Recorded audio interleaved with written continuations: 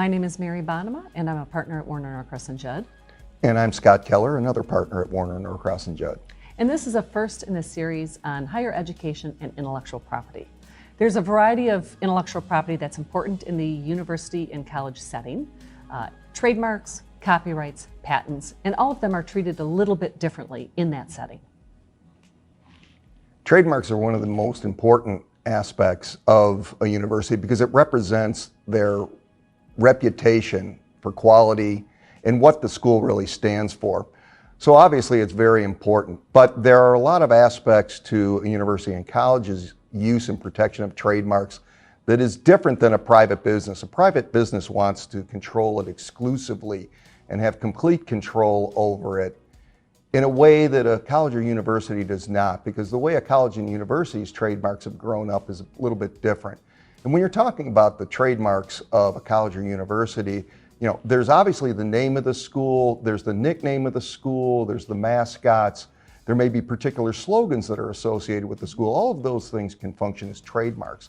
And they're a representation of the school itself and the school's reputation for educating students. Colleges and universities need to think about many things when they're enforcing their trademarks and even considering what they're going to protect. In particular, the way most colleges and universities' trademarks have grown up, they've not completely exclusively used by the college or university. Most of the nicknames come from the geographic area that the school is from, and therefore there are many businesses that are totally independent of the university that have used that nickname. But when those types of businesses start to use things that would connect that business more to the school, maybe it's school colors, maybe it is something associated with the mascot, maybe it's something like that, that's when the school really needs to sit up and take notice and do something, because they don't want the school's reputation affected by an independent business that they have no control over whatsoever.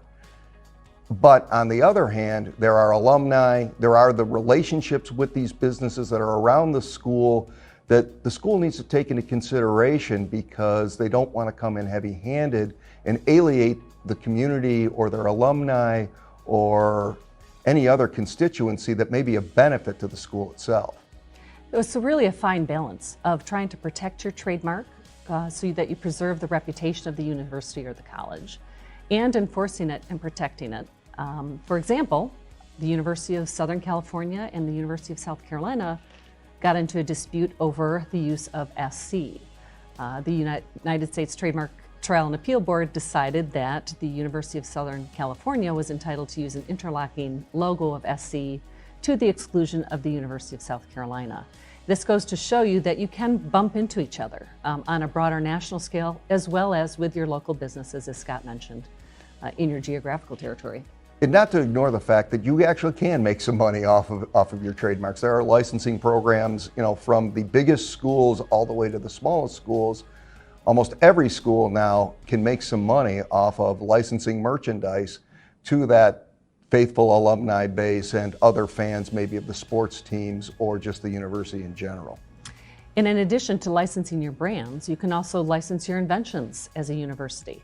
And a lot of universities have done this. Stanford, MIT, University of California, they've all generated millions of dollars off of licensing their technology, transferring their technology for their patents and the inventions. So whether it's a smart pill or a pacemaker or toothpaste, all of these things can be items that have been generated by the university's research faculty and then licensed and used as a revenue generator for the school.